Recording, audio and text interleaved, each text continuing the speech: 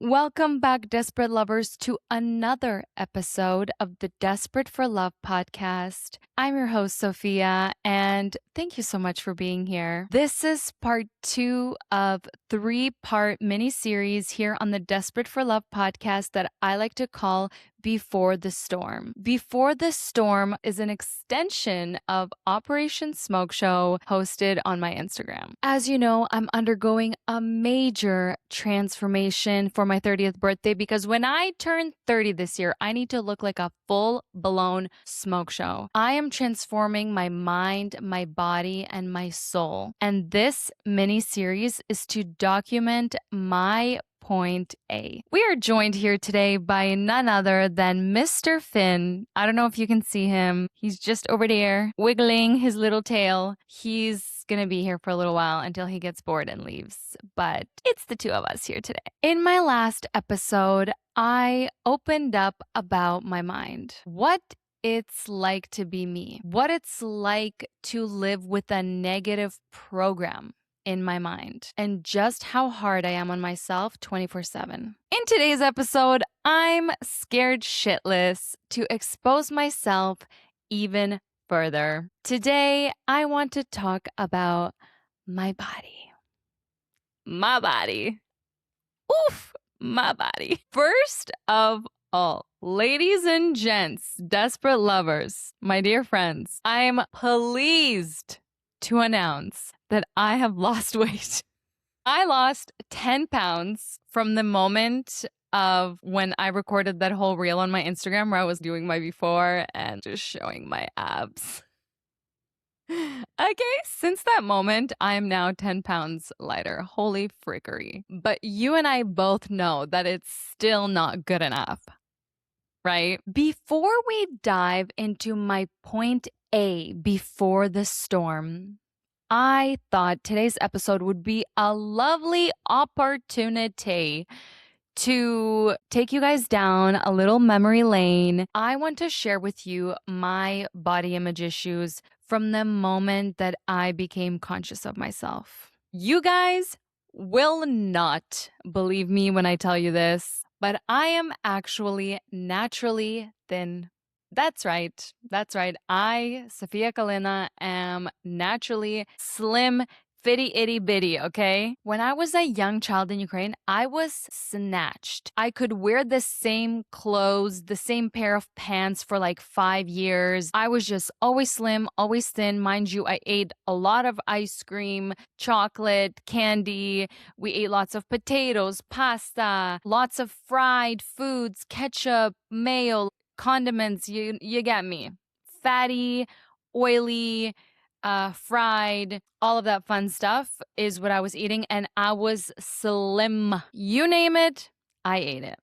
Okay. When I was 8 years old, our mom sent us to camp, and they had this thing at camp where they were checking our height, checking our weight. It was kind of like a health examination of sorts, like a very basic one. And I don't remember anything from the entire 2 weeks of being at camp, but one thing stuck with me. When they were doing these health evaluations and they measured my weight, I weighed 24 kilograms. That's like 52 pounds. Slim fit, okay, is what I naturally am. Majority of my clothes were hand-me-downs from my older sister. If you know my sister, you know she's a slim babe. I used to fit into her clothes. In fact, I used to wait to grow into her clothes. Not anymore. And so the first evil that touched my body and my skin happened in this beautiful country I am today. Oh, Canada. When we immigrated to Canada, I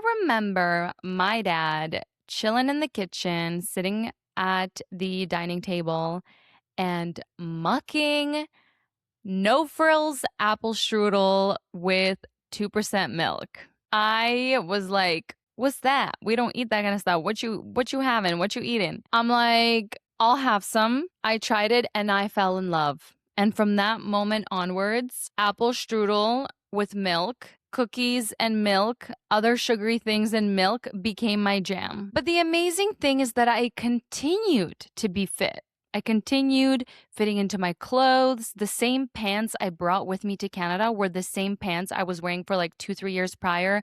I was slim, I was fit, I was happy, everything was amazing. Until one beautiful day, my mom took me outside to take some photos of myself, do a little photo shoot for me.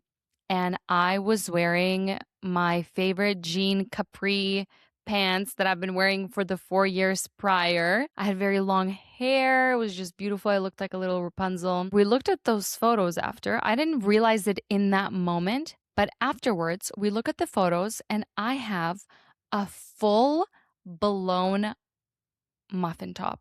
Like full blown. That was the first moment in my life that I consciously witnessed excess fat on my body. Traumatizing. The second conscious moment of recognition happened year after that photo shoot took place. It was springtime. The weather was getting warm. I was going to go hang out with my best friend. I was in grade 5. It was warm out, so it was time to put on some shorts. And I had these super cute denim above the knee length shorts. I remember putting them on and I'm looking at my legs and they're all like veiny, like blotchy, just weird. I remember being like, I don't really like this, but I still wore them and I still ended up going to go hang out with my friend. My friend was super fit. Me, side by side with her, my thighs like really stood out. I literally remember I had to go home to change my shorts into something else before we went to the park to hang out and whatnot. So that was the second moment in my life when I was like, what the frick is going on? What is this? And the moment that I officially understood I was fat happened in the summer of 2009. My sister and I were going to Ukraine and we went to Winners to buy things. She was trying on some clothes and we tried on the same top in 2 different colors. She tried on the pink, I tried on the blue. We get into the change room, we come out of the stalls, look at each other, and I have a full on belly gut sticking out like a freaking 50-year-old man with a beer belly. I remember literally again looking at my stomach and it was all blotchy and the quality of my skin was just so not it. I was like, oh my God, I'm fat. Oh my God. And my sister, meanwhile, was 15 years old and she looks stunning and she looks fit. And I can see her hip dips and her hips and everything. And I'm just like, oh my God, I am fat.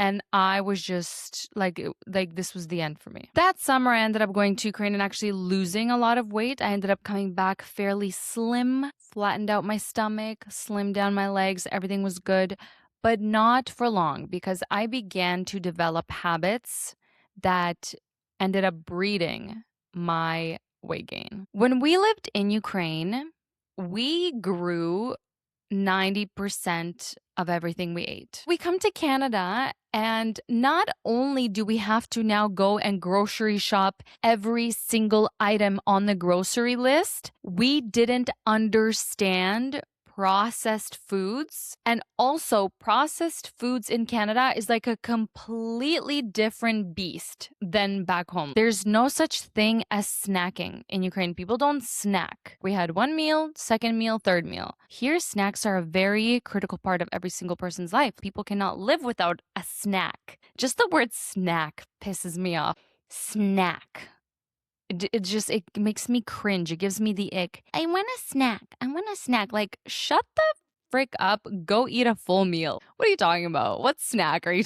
What's a snack? Eat a proper meal that's gonna last you until the second meal. Hello, logic. It's actually hilarious. Who invented snacking? Growing up, my mom obviously didn't control anything I was eating because she didn't know better. We didn't know better. When I would go trick-or-treating, my first ever experience trick-or-treating when I was in grade 5, I bring a garbage bag of chocolate and candy. That garbage bag was probably the size of all the candy that I ate in the first 10 years of my life, all in one bag right then and there. I remember coming home from school, just watching TV and just eating pack of chips after pack of chips, candy bar after candy bar. I ate so much sugar throughout my life. If I could envision the pile of sweets and treats that I've eaten in my entire lifetime, I can't even imagine the size of that mountain. I ate a lot of sugar in my lifetime. I, of course, have done gazillions of diets. Guys, I'm talking gazillions. I have been on gazillions different diets. I remember my first diet when I was 13 years old. I was in grade 8 elementary school. Everybody bought their graduation dresses around January, February. Buy my dress. I try on my dress 3 months later after buying it and realize that it is a little bit small on me. I have gained weight. My mother, as any loving mother would do, was like, honey, don't panic. You'll go on a little diet. It's just 2 weeks. You'll slim down and everything's going to be okay. And so she takes out this little newspaper cutout that she cut out of a newspaper. There was this 7-day diet on there. It was torture, not a diet.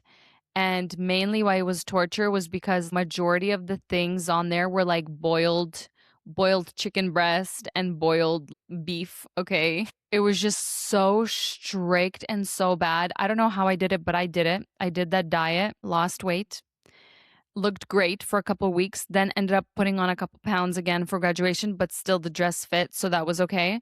But that was my first experience with dieting. Diets are horrendous. But what's worse is dieting as a teenager. I don't think teenagers should ever be allowed to diet. I feel like their hormones are still unstable and they themselves are not stable or developed enough to mentally understand why they're doing what they're doing, process what they're doing, and to be able to approach that lifestyle change in a healthy manner. When I was a teenager, we didn't know better. We didn't know that eating healthy is actually a lifestyle change. We didn't understand that you can eat a lot and very healthy and that you can still be losing weight. And we didn't know about working out and gym and lifting weights and all that. All the dieting as a teenager led me to my most darkest, terrifying days. I had an eating disorder. I don't know if anybody knows this except for like my bestest friends who I was friends with at the time. My family knows this. People I've dated know this. I've shared this about myself, but I had a really bad eating disorder. I want to start off by saying that an eating disorder, I learned recently, is different than what my initial perception of an eating disorder was. I used to think that an eating disorder was that somebody would be like bulimic or anorexic or would be scared to eat, to gain weight, afraid of gaining weight, and all that kind of stuff. I recently learned that actually an eating disorder is more than that. An eating disorder is simply an unhealthy relationship with food. If you don't have a healthy, normal, calm relationship with food, a normal understanding of what food is, and if you have obsessions with emotional eating or overeating or addiction to sugar, addiction to chips and fried foods or salty foods, sauces, all that kind of stuff, those are all eating disorders. It's not just the anorexia that we all know about, right? I'm not going to get into the details because I just don't like talking about the details of it. I think it's kind of like crazy that I'm just happy to be alive. I know so many stories of girls like completely fucking up their hormones, and eating disorders can literally fuck up your hormones, really mess with you. I'm just grateful that I didn't do anything to myself to that extent. There was literally a time in grade 12 when I didn't eat for 2 weeks. For 2 weeks, I ate nothing. I think I drank like one coffee while I was at work in the morning and then ate nothing for 2 weeks. That is crazy. I feel sorry for that version of myself, but this is the Desperate for Love podcast. I was desperate for love. I was desperate to be seen. I was desperate to be fit, to be skinny, to be loved, to be attractive. It all came from a place of desperation. My eating disorder really started heightening when I got my first ever job and started making my own money, because I would make my own money and then I would buy snacks. I would binge eat. I would eat ice cream, chips, chocolate bars, cookies, cakes, bakery, pastry, you name it. I would binge eat to the point when I would literally be sick. My stomach would be physically in pain. I would be like, okay, I'm going on a diet tomorrow. And then tomorrow comes around and I fail. And then I'm like, okay, I'll start tomorrow. So let me just like binge again today for the last time, because I don't know when will be the next time that I'm going to eat this food. And then I would again binge eat all this food.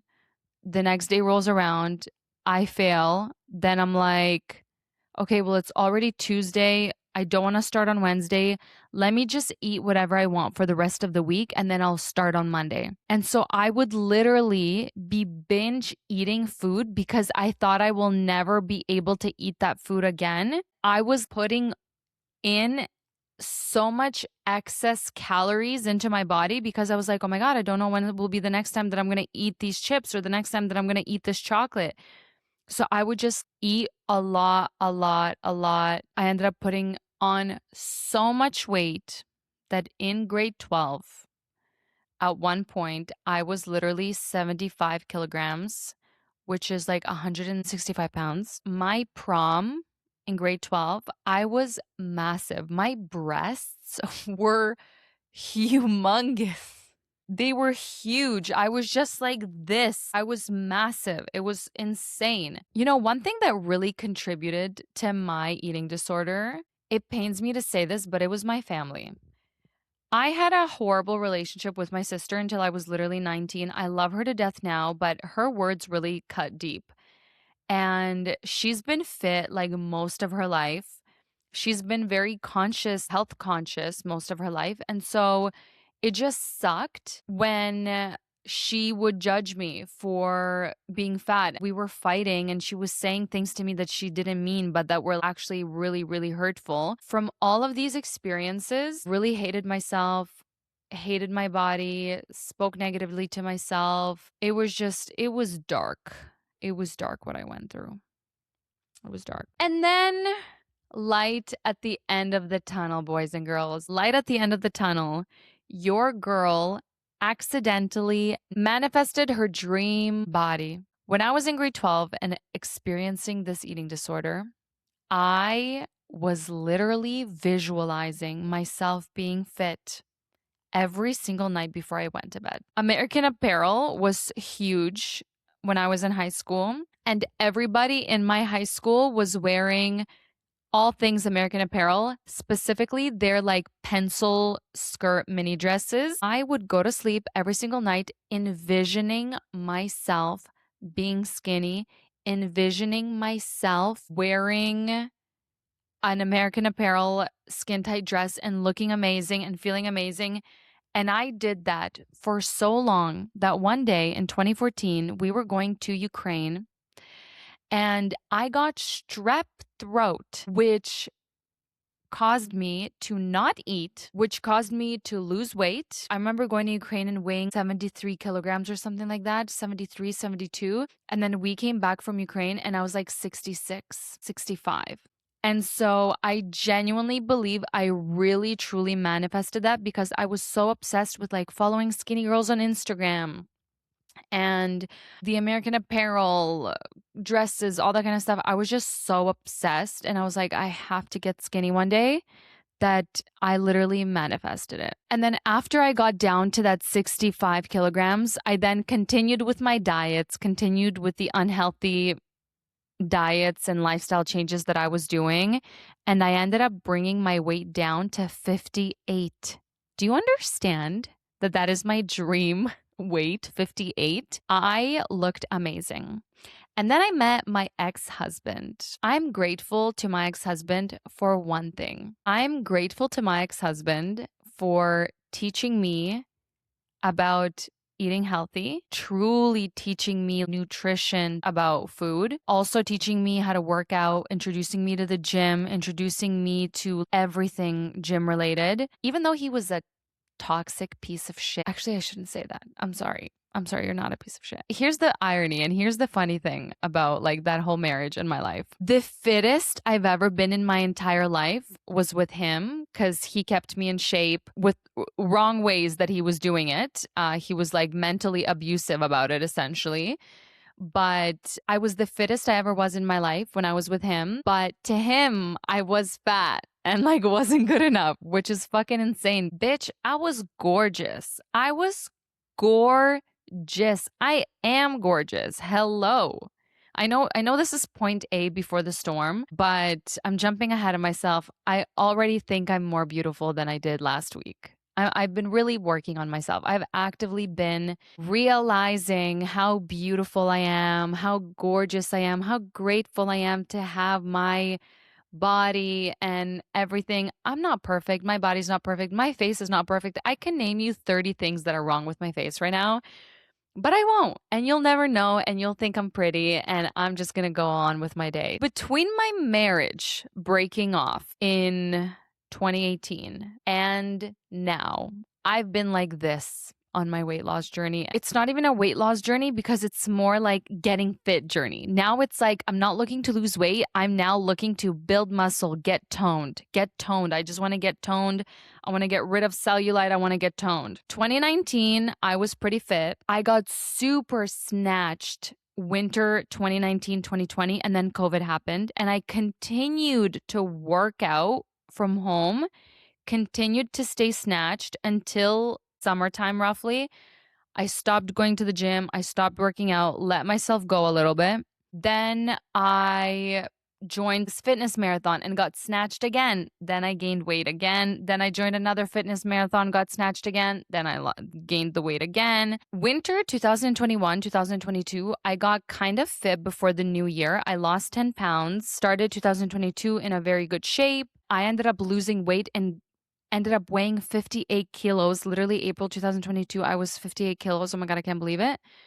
And then I ended up gaining a little bit of weight after 2022 into 2023. I ended up returning to the gym summer 2023. I was like, fuck this shit. I'm going back to the gym. And within like a month, I got so nice and snatched. I was actually pushing myself and lifting kind of heavier. Then I did like a little fitness marathon in the fall of 2023 where I ended up getting very snatched. I was super snatched November and December. And then January 2024 rolls around. My cat got sick.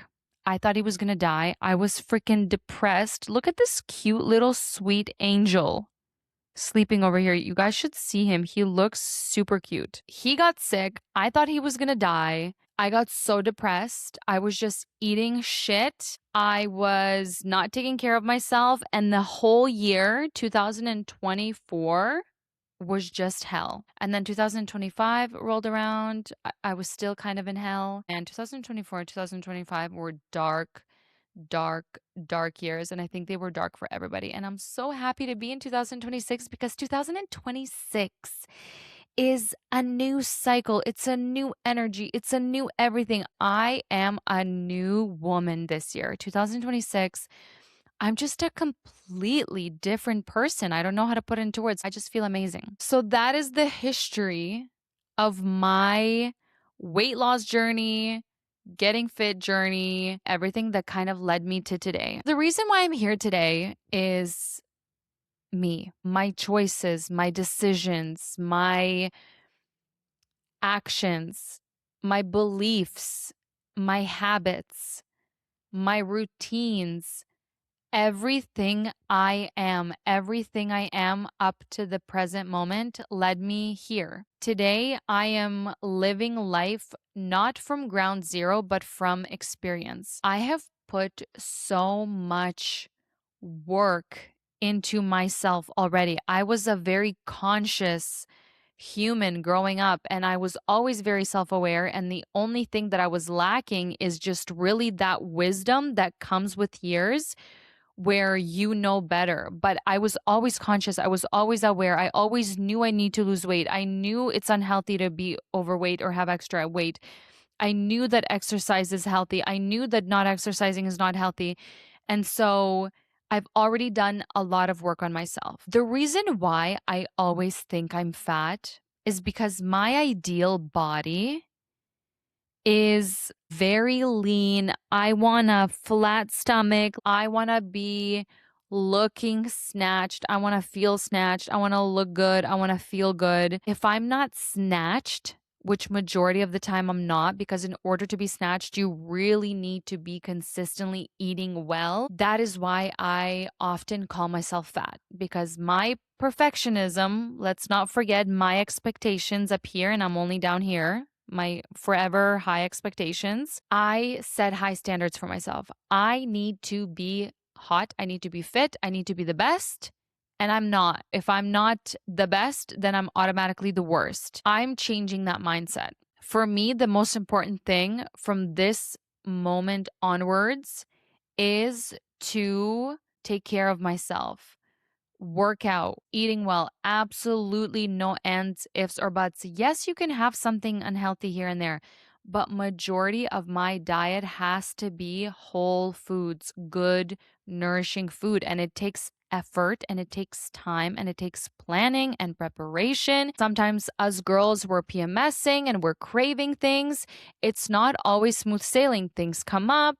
You're tired, you don't get enough sleep one day, you don't have any groceries, you're not setting yourself up for success. It gets hard. My job here is to be a parent to myself in a healthy way, take care of myself, feed myself, exercise my body, take care of myself, nourish myself. Okay. You've just heard about 100 plus attempts of me trying to lose weight, get into shape, etc.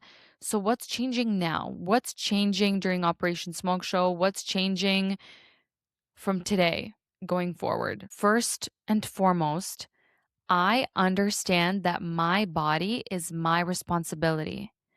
I understand that nobody is going to put in the work for me on my behalf. As I'm turning 30 this year and I'm no longer growing, I'm now aging, I'm now winding down, I'm now slowly losing my nutrient production capabilities. Now is like now or never. One of my goals, and I used to always say this from the moment that I met my ex-husband and I knew what gym and everything was. I literally used to always say, before I have kids, I am getting shredded. I'm getting shredded. Whether you guys have seen me fail a million times, I don't care. You have failed 100 times at different things as well. I'm telling you right here and right now, before I'm gonna get pregnant, before I have kids, I am getting freaking shredded. I'm getting lean. I'm getting shredded. I'm gonna be working out while I'm pregnant. I'm gonna give birth. And after I give birth, couple months, and I'm getting back to being hot, back to being snatched. I am gonna be a hot mom. Okay, mamacita. That is the goal. That's just, it is what it is. This is what I have to be. I cannot be average. Being average is not in my DNA. Buddies, boys and girls, bruv, I'm not here on planet Earth to be average. That is my own path that I'm embarking on. Yes, some of this statement is toxic. Yes, some of this statement stems from that perfectionist mentality where, like, I want to be freaking amazing and perfect. I'm not going to be average. I'm not average and I'm not going to be average. And I need to look hot for my 30th birthday. Then I need to get shredded for before I have kids. And then I have to stay shredded because I'm going to be hot and I'm going to live a long, long life because I'm going to be watching all this psychotic bullshit that's going on out in the world. I'm going to be eating skinny popcorn, okay? Watching this world go to shit because just like I guess this is the timeline that God has chosen for me to come here, and so I guess I'll just sit back and watch while I'm looking snatched on a freaking lawn chair or something. Honestly, I just want to be healthy. and debate me. Debate me and argue with me. Being healthy means having muscle. Being healthy means having strong muscle mass in your legs, in your glutes. Being healthy means getting proper nutrients. Fight me, debate me. Don't come after me telling me, oh, you're too hard on yourself. No, you're not hard enough on yourself. Okay? That's what I want to say. Oh my God, Finn's here. Finn. I'm gonna pull the camera down one sec. I can literally see the misery imprinted on my face. Sometimes I come into work in the morning and I put on my team's camera just to like check my hair, fix myself, whatever. I open my camera and I have the 1,000-yard stare. Veterans from the war have the stare. I have the stare. I am not a veteran. I have never been in the war. But I'm so in my head. I'm always living in the past and living in the future. Always living in the past, living in the future, living in the past, living in the future, worrying about the past, worrying about the future. I have the stare that people with PTSD who come from the war have. And I need to reverse age that shit real quick, my guys. Real quick. I need to smarten up. I need to ground myself. I need to be present. I need to wake up and realize how beautiful life is. I do realize that in moments. I do have moments when I'm super uplifted and I'm very happy and I'm present and all the things. But my mind is a program and the program is negative, and I very frequently get snatched back and I have to put in a lot of effort to rewrite that program. It's going to take a lot. I'm not just going to wake up one day present and happy and, all the things. I know for a fact that every 7 years, our body is made up of completely new cells, regenerated cells. I intend to literally regenerate my body. I'm going to be that girl. We're getting it. There's no going back. There's no going back. We had 10 years to fuck around. We had another 10 years before that to be young and immature and blind to reality of things. We're now hitting 30. If I'm hitting 30 and I'm choosing to stay in my old patterns, choosing to not work out, choosing to not eat healthy, choosing to stay where I am, that's concerning. You should not be choosing that for yourself. We should not be choosing that. Wake up, everybody. Wake up.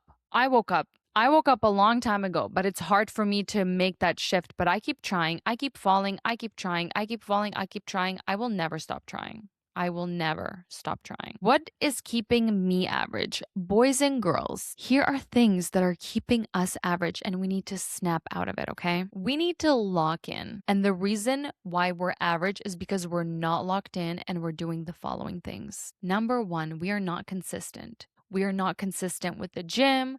We're not consistently eating well. We're not eating consistently. We're not sleeping consistently. We're not working on our dreams consistently. Why? It's important for us to keep going, keep pushing. We have to stay consistent. If we're not going to be consistent, we're going to be average. Do you want to be average? Do you want to be average? Yes or no? No, you don't. I know you don't. I know you don't feel good being average.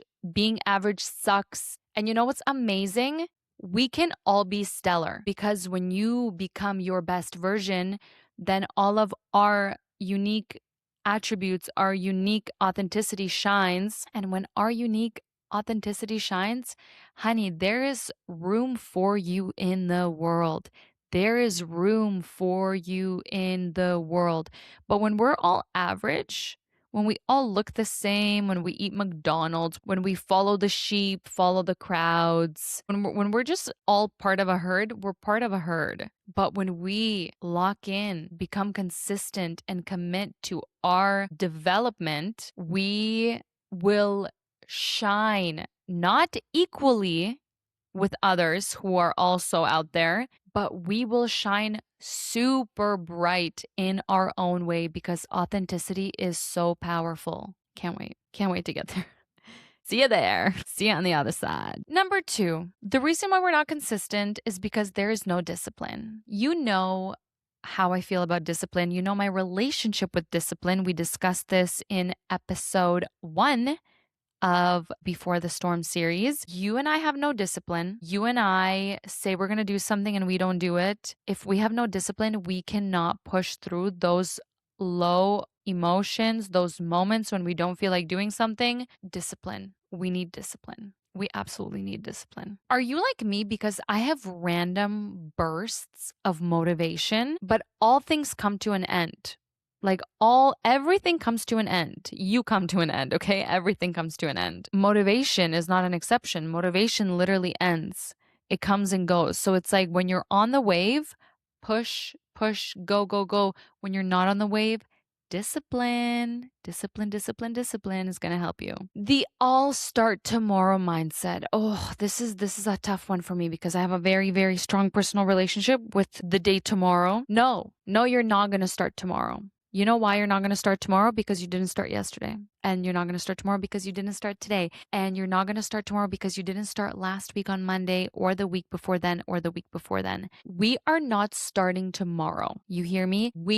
You and I are not starting tomorrow. We are starting right now, right here and now. The moment you catch yourself thinking, I'll start tomorrow, is the moment you should start now. Let's say it's 6 p.m. on a Tuesday night or a Monday. Like right now, it's Monday, 7 o'clock. You need to start right then and there. And this is what you can start with. You can start with organizing your home, doing laundry, tidying up, getting into bed early, putting away your phone, putting away things that are stimulating you. These little things will help prepare you to actually start tomorrow. If you're not tired and you can't fall asleep early, people use this as an excuse. They say, oh, I'm a night owl. I can't fall asleep early. I can't this, I can't that. Then just be present, lay with yourself. Talk to yourself. Talk to yourself about your future. Talk to yourself about your goals. Talk to yourself about how excited you are for something. Chill with your pet.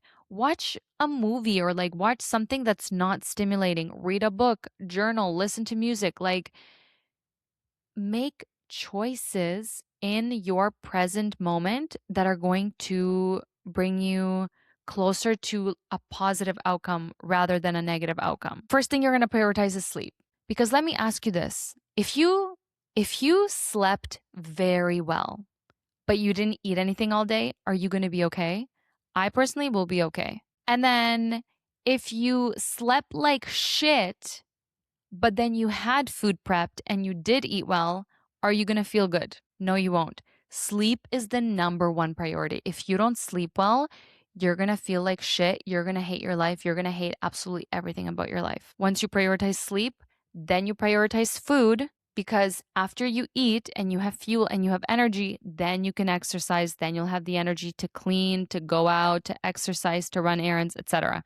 So you prioritize sleep, then you prioritize food, then you prioritize working out. And so that was point number 3. We are not starting tomorrow. We are starting today, immediately, effective immediately. We have started. Number 4, we are skipping workouts.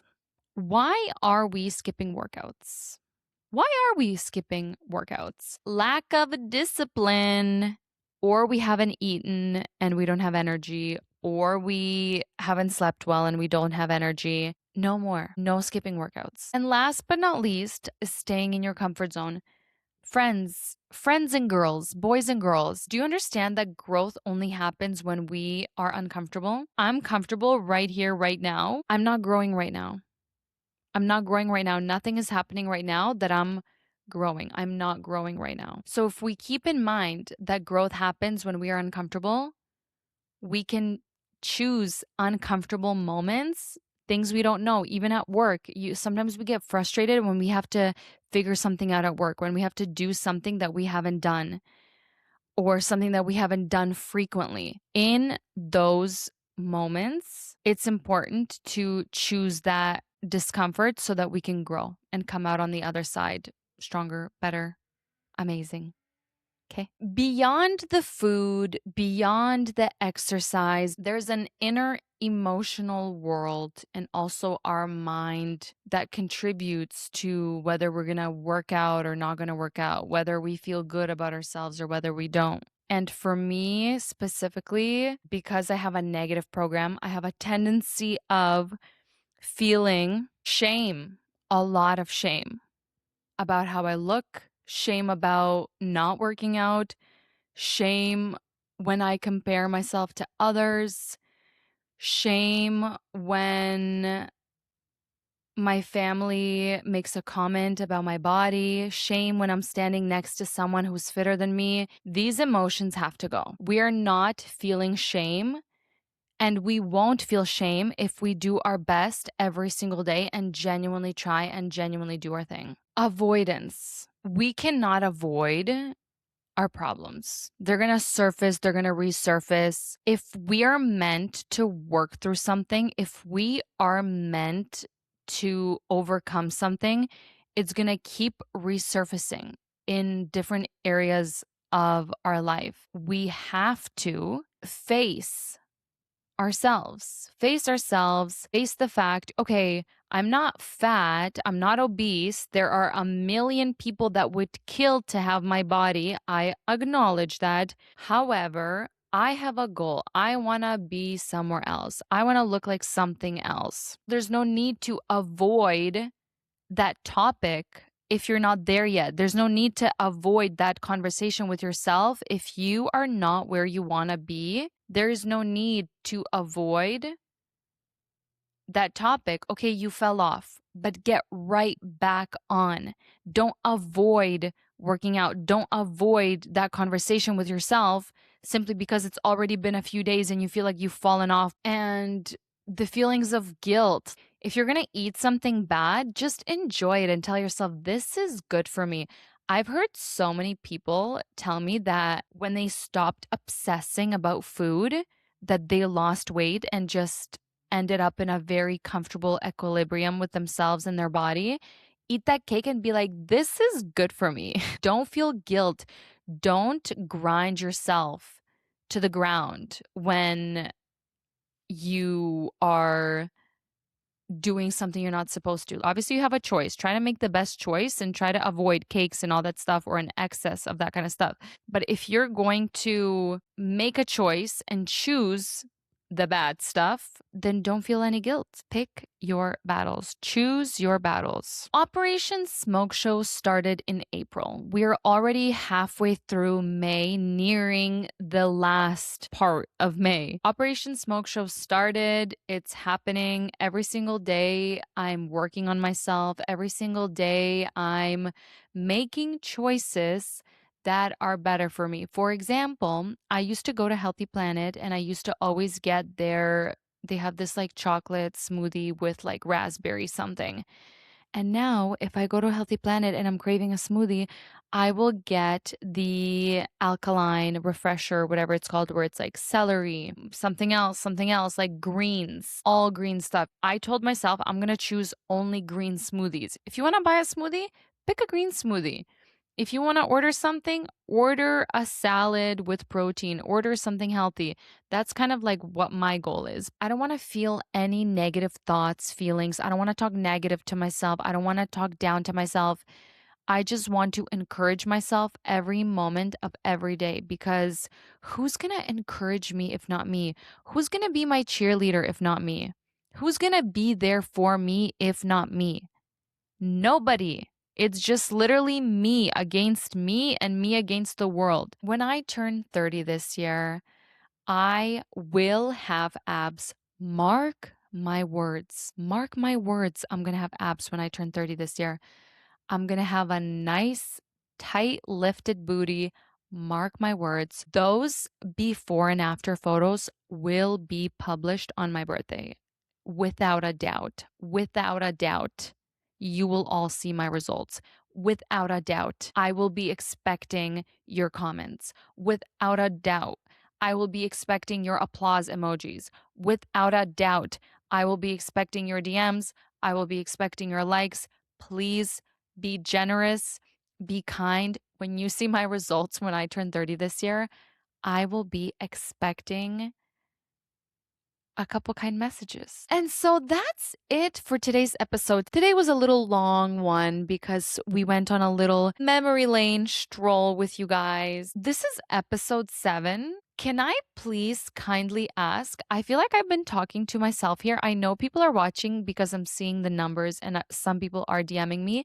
But guys, DM me. Is anyone else on a transformation journey?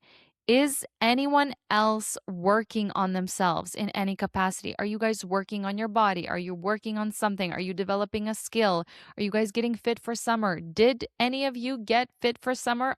Are any of you ahead of me and fit for summer and I'm not? Let me know. May we have a better tomorrow. That's how I want to finish off today's episode. Finn is asleep, looking super cute down here with me. I'm grateful I was able to get this episode out for you guys. You know, I'm not the best at consistency. I'm trying and I'm learning, but I'm very grateful that you're here with me. Thank you for listening. Thank you for supporting. And I'll see you guys in my next one.